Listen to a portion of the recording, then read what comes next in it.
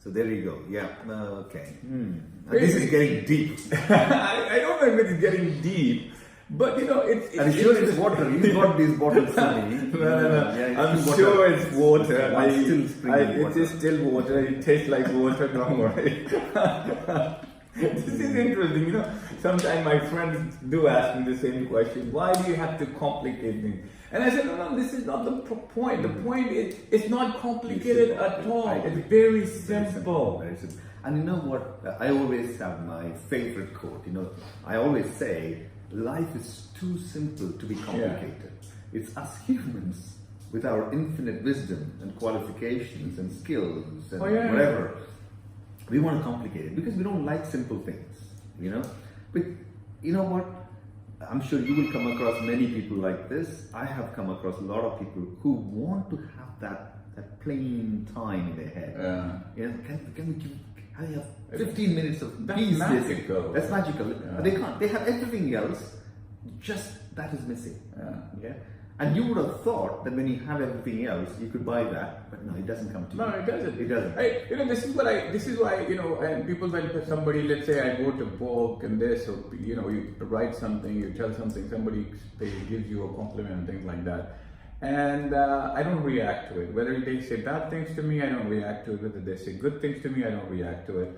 And one day I was talking to a friend of mine and they were feeling a bit sad, I do this and they don't like me. I said, you know what, one thing I want you to understand, and this is, again, when you deep dive in your own mind, that's when you find your own revelation, if I can put it that way. I realized, and that was, a good moment for me. I realized, people don't like you. People like you for what they see in you. Yeah. So, I like somebody, not really. I like them for what I see in them. And that's why it goes to the second point. Loving a person is not the problem. And love is not the problem. Loving your own version of a person is the problem. So that's why you have a trajectory of love. You meet people, you like them, and it goes okay, and then you meet them after a while. I was with the wrong person, I discovered. So, then it kind of confirms the theory that you first like the person for what you see in them, and you're not loving the person, you're loving what you see in them. Yeah. And you're loving your version of that person. And because you feel that, it was going okay, but then somehow the person and your perception has gone in a different direction. Yeah. So you see the rift. And then the whole thing falls apart. Yeah. And that is now true to all of that things we described, the job. Yeah. What you see in a job, what it means, a career, a person, like relationship. Tomorrow is Valentine's Day, a lot of people will be going through all of these things. But there you go. I think you're absolutely right. It's about what you see in the other. And again, then when you look at self in that way, what do you project is another thing. What's important, isn't it? What do you project? Because you are giving people an impression of you based on how you project yourself. So you want people to perceive yourself in a certain way. So that is again important. But how far do you take that? Well, that is probably for another video. I know we might digress. But staying course, on the topic of unraveling self, I think what you just said is very important to recognize that you are looking at what you make of them rather than what they actually are. Yeah, absolutely. I mean, look, I have, sometimes, in business or your work, you take on the stress because you have to, because you're relying on a thing, the number of events to happen, they don't happen, and, the stress and the obligations get built up.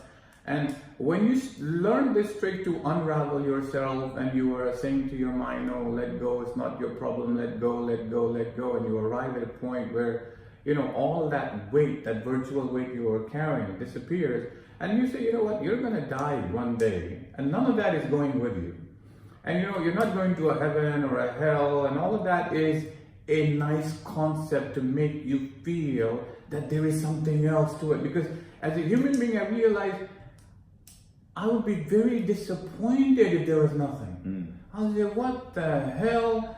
All this struggle, all this pain that, making sure I'm the right guy, making sure I'm good to people, and I don't go to heaven? What the hell is this? You get very angry with the God, and all of that we have built is to make us feel good about ourselves, make us feel good about our living. And that's why we live with a very heavy heart, we live with a very heavy feet. And this is what unraveling is. I know I will go and none of my obligation matters. None of my obligation matters. None of my friends or family are coming with me. I am dying and there is no continuity. So I know I'm not looking for a heaven, I'm not looking for a hell, and that's why I was joking with a few of my friends that, look, I will create a company called everybodygoes-to-heaven.com, and all you have to do is pay me 1 cent or 1 penny every day, and I'll give you money back guarantee if you call me and provide me an evidence that you're not in heaven. Wow. That's a good money making business, right? Because a lot of people like that concept that, when I will die, there is a God who will tell me, boy, or I'm so happy, you did so well for yourself. But none of that is true. We don't know that's true. I mean, a lot of people will say, well, this guy is not a believer. And I say, no, it's not about believing. When you don't believe, you have to still believe that you don't believe. So everything works on the belief. The economy works on belief. Your relationship works on the trust and belief. So at the end of the day, do we require spiritual guidance? Not really. Do we need to be motivated? Not really.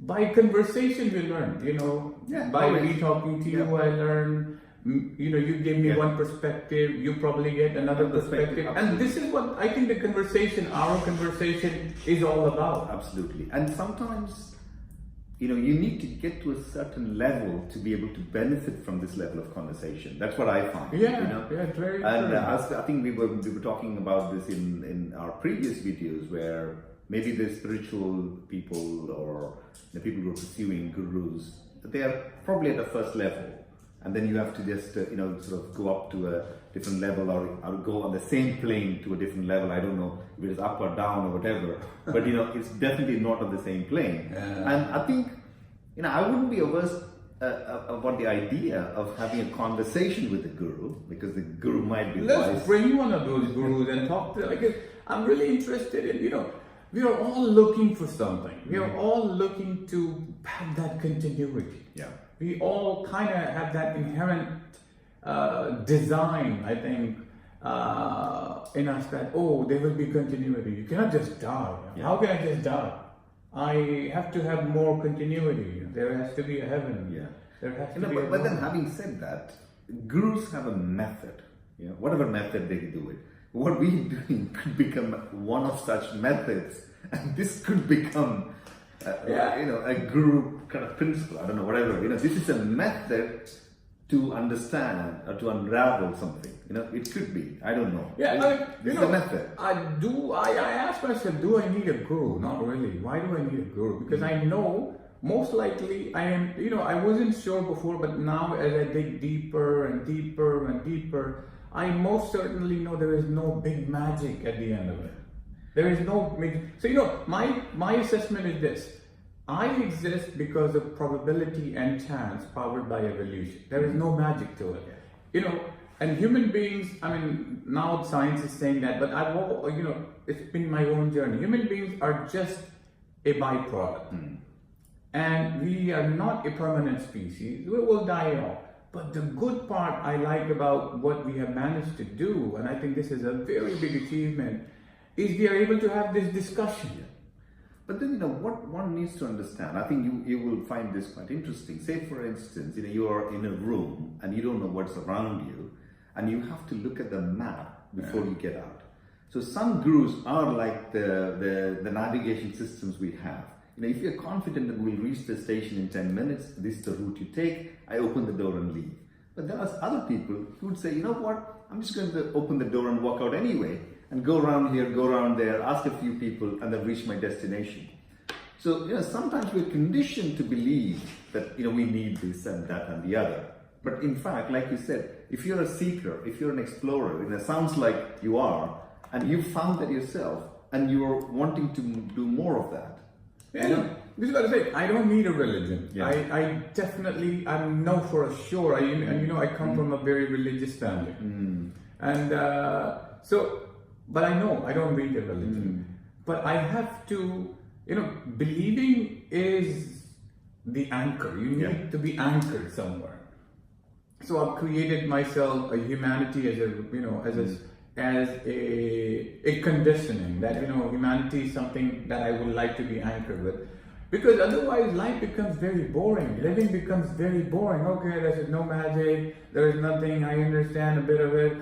Bloody hell, nothing there. Come on. It sounds like you unravel yourself to a certain extent. You think, okay, there is no magic. What am I doing here? Okay, I am here to exist, and the only way I can exist is to live. And for living, you need to have this discussion. You need to have some aspiration for some goal, but that's it. Yeah.